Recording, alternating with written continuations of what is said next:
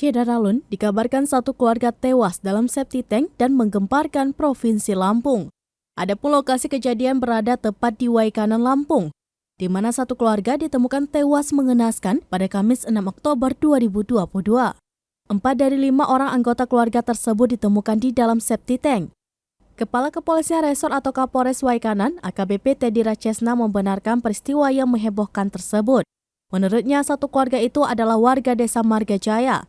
Teddy juga membenarkan 4 dari 5 orang anggota keluarga itu ditemukan di dalam septic tank salah satu rumah di desa tersebut. Dari pemeriksaan sementara di lokasi, para korban dimasukkan ke dalam septic tank, lalu lubangnya ditutup kembali dengan cara dicor menggunakan semen. Sedangkan satu korban lainnya dikubur di kebun singkong.